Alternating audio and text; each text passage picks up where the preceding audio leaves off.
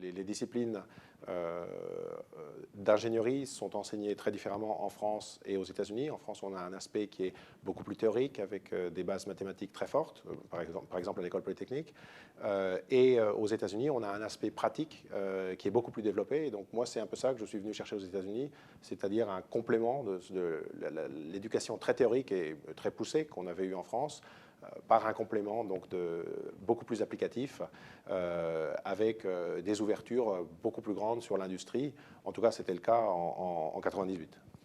Les universités aux États-Unis sont très tournées vers l'industrie, et donc on a vraiment tendance à aller vers des problématiques industrielles, des problématiques qui sont peut-être un peu plus concrètes par rapport à ce qu'on pourrait faire en France. Ça ne veut pas dire qu'on va abandonner la théorie, on fait aussi beaucoup de théorie, mais on est vraiment très sensible à cet aspect industriel. C'est évidemment très marqué à Berkeley, puisqu'on est près de la Silicon Valley, donc on est près de toutes les grandes compagnies qu'on connaît, Google, Facebook, Twitter, etc., qui de facto forcément vont influencer notre recherche aussi, et pour le mieux, puisque ça crée un écosystème où nos étudiants vont faire des stages là-bas, ramènent des problématiques qui nous intéressent, et on peut contribuer ainsi à construire cet écosystème.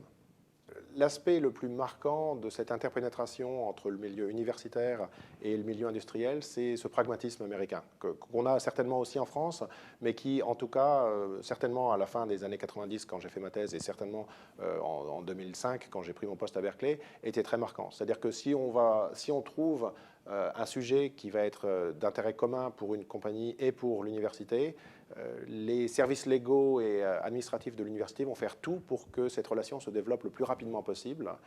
Et s'il y a un intérêt du point de vue industriel, les industriels vont faire tout pour financer ça le plus rapidement possible, pour finalement rester en position de leadership dans le domaine de la compétition. Donc qu'est-ce que ça veut dire? Ça veut dire que d'un point de vue industriel, les industriels veulent être les premiers à mettre certaines découvertes en ligne ou créer des produits à partir de certaines découvertes. Et qu'est-ce que ça veut dire pour nous? Ça veut dire être les premiers à publier des résultats sur des domaines novateurs.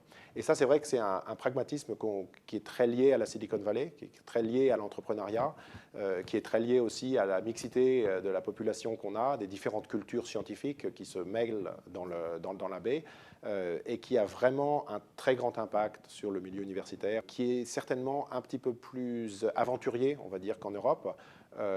Encore une fois, donc avec des moyens plus considérables, on a certainement aussi le moyen d'investir dans des sujets un peu plus risqués, dans des sujets qui ne sont pas forcément prometteurs, ou dans des sujets qui, à la limite, seraient même ésotériques, mais qui pourraient se révéler par la suite être très positifs. Donc je pense que effectivement, on a une certaine positivation de toutes les expériences qui induit une prise de risque un peu plus supérieure, à mon avis, qu'en France. Le modèle américain fonctionne très bien. C'est un modèle où on a une histoire d'interpénétration entre le milieu industriel et le milieu universitaire, ce qui n'est pas forcément le cas avec toutes les institutions en France. Mais les choses changent, et certainement les écoles d'ingénieurs ont beaucoup contribué lors des 10 dernières années à ce type de développement.